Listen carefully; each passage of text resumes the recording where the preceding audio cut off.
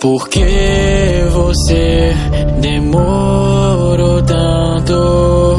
Daqui mexe já faz tantos anos que você saiu da turma, que tudo começou a desandar, que eu tentei manter a mente sã, mas já não dava pra controlar. Sei que tudo mudou, mas cê prometeu estar lá como for. Tentei te buscar e o 15 não deixou, porque cê me abandonou.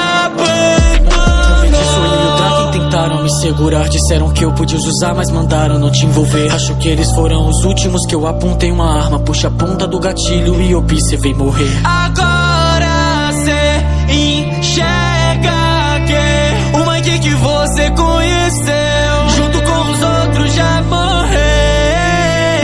As últimas palavras do Hakai foi que queria nos ver uma última vez. Começamos a fazer tudo errado quando pela primeira vez matei. O Shifuyu disse que quando cê me procurasse, o seu olhar ainda iria ser o mesmo do passado. Agora enxergo que isso é verdade, mas se não me mata é você que será assassinado.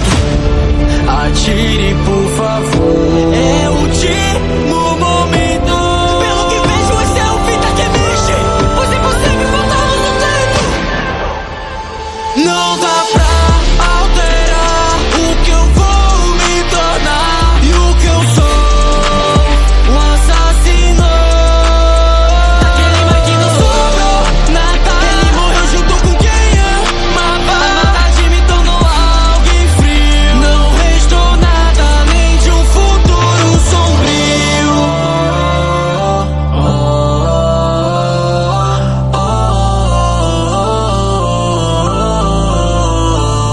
Takemichi, esse é o bom futuro.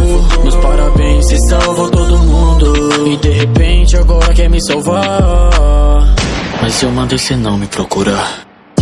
Quando cê me contou que eu matei a Toma, eu parei de ignorar tudo que eu sentia. Eu me afastei para protegê-los e deixei de ser quem já fui. Eu não quero encontrá-los, pois quis que acabasse assim. Por que não deixou pra lá? Agora você vai morrer aqui. De cima do prédio lembranças retornam, a vista do topo não é tão ruim. Vamos acabar com tudo isso agora. Pulo contra a morte sincera, meu filho. Qual é seu problema? Eu tentei te matar.